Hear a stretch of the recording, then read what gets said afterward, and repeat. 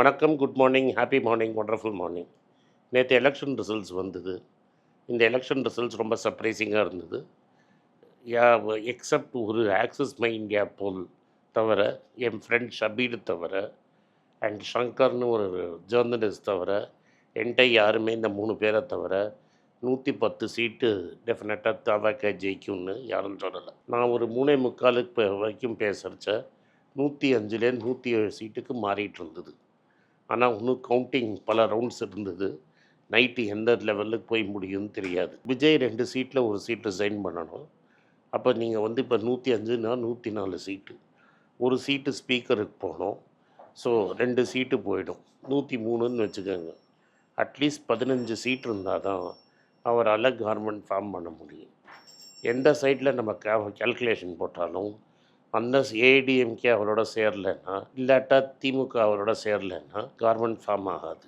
திமுக அவரோட சேரப்போகிறது இல்லை டெஃபினட்டாக. ஏன்னா திமுகவையும் அதிமுக எதிர்த்து தான் அவர் இந்த அரசியலில் செஞ்சார். மோஸ்ட் லைக்லி ஒரு ஹங் அசம்பிளியில் பிரசிடென்ஷியல் ரூல் வரும். 6 மாதம் பிரசிடென்ஷியல் ரூலுக்கு அப்புறம் திரும்பி ஒரு எலெக்ஷன் வரத்துக்கு வாய்ப்பு இருக்குது. அந்த எலெக்ஷனில் டெஃபினட்டாக இன்றைக்கி இருக்கிற ட்ரெண்டை பார்த்தா அட்லீஸ்ட் 150லேருந்து 175 சீட்டு வரைக்கும் அவர் ஜெயிக்க போகிறாரு.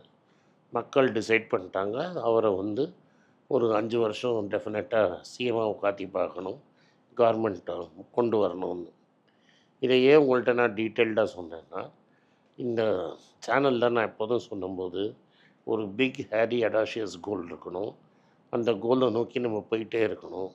ஒரு நாளைக்கு அந்த கோல் நம்மளால் ரீச் பண்ண முடியும். சம்டைம்ஸ் இந்த மாதிரி கோல்ஸை ரீச் பண்ணுறது ரொம்ப கஷ்டமாக இருக்கும், இம்பாசிபிள் அப்படின்னு நம்ம நினைப்போம். அந்த இம்பாசிபிள் கூட பாசிபிள் ஆகும் அப்படிங்கிறது நான் அவங்கள்ட்ட சொல்ல வேண்டியது. ஏன் இந்த கோல் இம்பாசிபிள் அப்படின்னு நீங்கள் பார்த்தீங்கன்னா, நார்மலாக தமிழ்நாட்டில் நம்ம சொல்கிறது எப்படின்னா, அரசியல்னால் வந்து உங்களுக்கு செலவு பண்ணுறதுக்கு பணம் வேணும், பணம் இல்லாமல் அரசியல் பண்ண முடியாதுன்னு. எனக்கு தெரிஞ்ச ஒரு 2-3 கேண்டிடேட்டு பணம் செலவு பண்ணாமல் தான் எலெக்ஷன் ஜெயிச்சிருக்காங்க. எலெக்ஷன் கமிஷன் சொன்ன பணத்தோட கம்மியாக தான் செலவழிச்சிருக்கிறாங்க. அதில் ஒருத்தர் ஜெயிச்சிட்டார், ஒருத்தர் ரொம்ப க்ளோஸாக தோத்துட்டார். தாவேக்காவில் நின்றவங்க யாரும் பெருசாக காசை செலவு பண்ணலை அப்படிங்கிறது நம்மளுக்கு தெரியும். பல பேரோட பேரையே நம்மளுக்கு தெரியாது. இந்த எலெக்ஷன்னா காசு செலவு பண்ணணும், காசு ஸ்பெண்ட் பண்ணால் தான் எலெக்ஷன் ஜெயிக்க முடியும், மக்களுக்கு காசு கொடுத்தா தான் எலெக்ஷன் ஜெயிக்க முடியும் அப்படின்னு நம்புறது தப்பு. நார்மலாக இந்த காசு கொடுக்கறதுங்கிறது பை எலெக்ஷனில் இன்னும் பெருசாக நடக்கும். இது என்ன ஆகிடுச்சுன்னா, இப்போ ஒரு சைடு காசு கொடுத்துருச்சுனால இன்னொரு சைடும் காசு கொடுக்க ரெடி ஆகிடும். காசு கொடுக்காட்டினாலும் நம்ம தோற்றுருவோமோ அப்படிங்கிற பயம். பட் நீங்கள் காசு கொடுக்காம ஜெயிக்க முடியுங்கிறது டிவிக்கே காமிச்சிருக்கு. சிட்டியில் நான் சுற்றின வரைக்கும், நான் போன திருச்சியிலையும் போயிருந்தேன், மாயவரமும் போயிருந்தேன், கும்பகோணமும் போயிருந்தேன். இந்த எந்த ஏரியாலையுமே இவங்க பெருசாக காசை கொடுக்கலங்கிறது எனக்கு தெரியும். இன்னொன்று, அவங்க வந்து பெருசாக பணமும் செலவு பண்ண முடியல. அவங்க வந்து மாற்றம், சேஞ்ச் அப்படிங்கிற ஒரு ஐடியாவை பெருசாக பிரதிபலித்தாங்க. ஃபீல்டு லெவலில் ரொம்ப வேலை செய்யாட்டாலும் சோஷியல் மீடியாவை கம்ப்ளீட்டாக யூஸ் பண்ணாங்க. சோஷியல் மீடியா மெசேஜிங்கை யூஸ் பண்ணி ட்ரெடிஷ்னல் மீடியாவில் அவங்களுக்கு எதிர்ப்பு நடந்த பிரச்சாரத்தை கம்ப்ளீட்டாக உடைச்சாங்க. இது வந்து ஒரு பிரில்லியன்ட் ஸ்ட்ராட்டஜின்னு இப்போது சொல்லப்படும். அதாவது, என்னை பற்றி உங்களுக்கு ஆல்ரெடி தெரியும், நான் சொல்கிறத கரெக்டாக பண்ணுவேன் அப்படிங்கிற ஒரு இமேஜை அவர் க்ரியேட் பண்ணிட்டார்.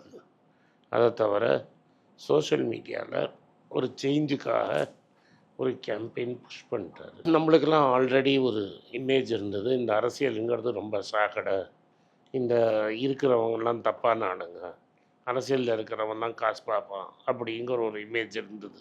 அது உண்மையாக பொய்யாங்கிறது நம்மளுக்கு தெரியாது. பட் அது ஒரு பாப்புலர் மித்தாக இருந்தது. லோ லெவலில் at the level of councillor நடந்த அச்சுறுத்தல், டென்ஷன், இதுக்கு எல்லாத்துக்கும் ரூலிங் பார்ட்டியை ப்ளேம் பண்ணிவிட்டு வந்து ஒரு க்ரெடிபிள் ஆல்டர்னேட் இருந்தால் அவருக்கு ஓட்டு போடலாம் அப்படின்னு ஒரு முடிவு இருந்தது. மக்கள்கிட்ட ஒரு விருப்பம் இருந்தது. அந்த காமன் ஆல்டர்னேட்டுங்கிறது நம்மளுக்கு எல்லோரும் தெரிஞ்ச வந்தது. சினிமாலேருந்து அந்த ஆள் வந்தார். இது எப்படின்னா, யுக்ரைனில் ஜெலன்ஸ்கி வந்து டிவியில் ஒரு காமெடியனாக இருந்தவர். அவர் ரொம்ப பாப்புலர் காமெடியன். அதுக்கப்புறம் அவர் வந்து யுக்ரைனை லீட் பண்ணி ஜெயிச்சு யுக்ரைனியன் பிரசிடெண்ட் ஆனார். அதே மாதிரி விஜய் நம்மளுக்கு எல்லாருக்கும் தெரிஞ்ச ஒரு பாப்புலர் ஹீரோவாக இருந்தவர். அவர் வந்து ஒரு சேஞ்சுன்னு மக்கள் தூக்கி அவங்க ஓட்டு போட்டாங்க. அதனால் இது கம்ப்ளீட்டாக வந்து வேறு எங்கேயும் நடக்கலை அப்படின்னு மற்றவங்க சொல்கிறத நான் எடுத்துக்க மாட்டேன். இட்டாலியில் 5 ஸ்டார் பார்ட்டின்னு ஒன்று இருந்தது. அது வந்து ஒரு காமெடியன் வந்து எலெக்ஷனில் கண்டெஸ்ட் பண்ணி நல்ல போஸ்ட்டுக்கு வந்தார். பட் அவரால் அதை ஆட்சியாக கன்வெர்ட் பண்ண முடியல. பட் அவர் மெலோனியை இனிஷியலாக சப்போர்ட் பண்ணி அப்புறம் காணாமல் போனார். பட் இதை எதுக்கு சொல்ல வரேன்னா, ஸோ பாலிட்டிக்ஸில் இது வரைக்கும் இல்லாதவர் நான் தனியாக சேஞ்ச் பண்ணுவேன் அப்படின்னு கிரெடிபிளாக ஒரு மெசேஜ் சொன்னோன்னே மக்கள் ஓட்டு போட்டாங்க. ஸோ நீங்கள் என்ன நினைக்கணும்னா, என்கிட்ட காசு இல்லை, என்கிட்ட ரிசோர்ஸஸ் இல்லை, அதனால் என்னால் பண்ண முடியாது அப்படின்னு நீங்கள் நினச்சிங்கன்னா அது நீங்கள் பண்ணுற பெரும் தப்பு. ஒன்ஸ் ஒரு ஐடியா மக்கள்கிட்ட வந்துருச்சுன்னா அதை யாராலையும் தடுத்த முடியாது. விக்டர் ஹியூகோ வந்து ஒரு பெரிய French novelist. Hunchback of Notre Dame அப்படின்னு ஒரு நாவல் எழுதினார். அந்த நாவலில் என்ன சொல்லுவார்னா, nobody can stop an idea whose time has come.